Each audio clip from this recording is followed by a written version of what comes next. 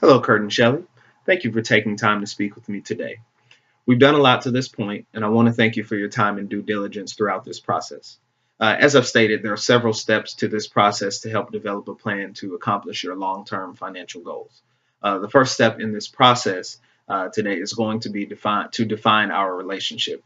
In this step, we fully explain the services to be provided, how we're compensated, and any sources of compensation.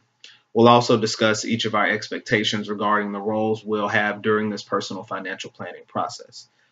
We also discuss how decisions will be made, it's clarified, and we discuss the duration of the relationship. To accomplish this, you have signed our letter of engagement, and I do really appreciate you doing that. The second step in the planning process is to gather information and set goals and expectations. Here we gather your financial information and other data needed to create your personal financial plan. And I want to thank you for doing an outstanding job of compiling this information. And it has made my job much easier. So again, I just really want to thank you for that. The next step of the financial planning process is we are going to analyze your current financial status. And so with that, we identify your financial strengths and weaknesses in preparation of making these recommendations. We do this to ensure that we have a clear picture of your situation to help you fulfill your goals. My plan today is to communicate some recommendations, which is the next portion of the financial plan. And so, as we've determined your financial status, we develop that financial plan. And this plan will be customized with recommendations based on your needs, goals, and objectives. So, as we get started, do you have any questions or concerns for me today?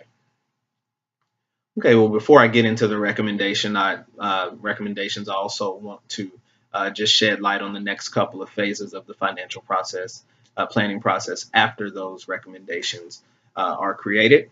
At that point, we will implement the recommendations as you would imagine, the financial plan is only helpful if action is taken on those recommendations.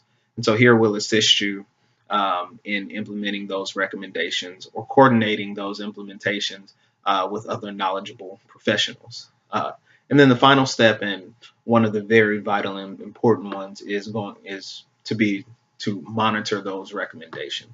Over time, your financial and family circumstances may change. Current economic conditions may change as well. And so, with that being said, we always have to be willing to make change on the fly sometimes. And so, we want to make sure we monitor the recommendations that I gave you and make sure that they're still suitable for your current financial situation. So, with that being said, I would like to start today by discussing your education planning, as it's the first major question that you had for me. And so, this education planning, you had requested that I do a cost analysis for your three children, Ben, Becca, and Betsy, and you wanted me to provide you with a lump sum cost of education, assuming that all of your college start at age 18 and graduate in 4 years. These calculations do assume a 6% increase in education costs per year and a 7% expected return from investments. Now, with that being said, there is one caveat, and a wonderful thing is that your Aunt Bonnie, who you were very close to, and I do want to say my condolences, but she has set you up with quite a bit of a head start for your three children, as she has left $50,000 for Ben from municipal bonds, and she has left $48,000 of preferred stock to Becca, and she also left Betsy an annuity with a fair market value of $40,000. Now, I do want to talk about the annuity because it is an inherited single premium tax deferred annuity, and these are also known as longevity annuities. Now, this type of annuity does not allow the full fair market value of the annuity contract to be passed down to the beneficiary.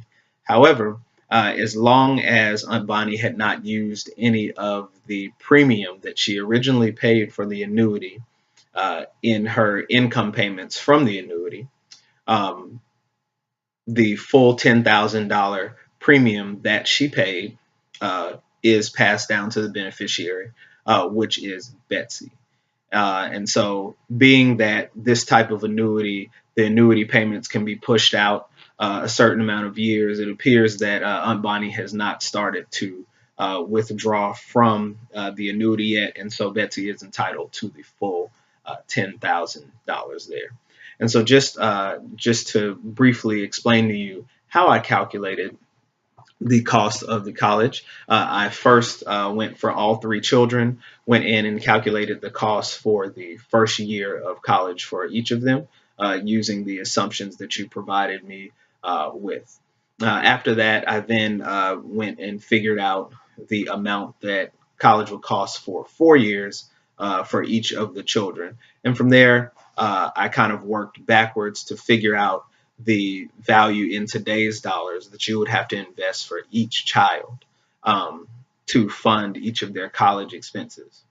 And so with this number, and these numbers are also net of Aunt Bonnie's contributions to their education planning, came out with a number of $134,510.74. Now, with that number, I know that you did not request this in my analysis, and so it's something that I do want to mark for the future for us to discuss, is that I want to discuss how we're actually going to fund this lump sum payment, or if figuring out how much this lump sum payment is changed your opinion of how you want to start saving for their college expenses.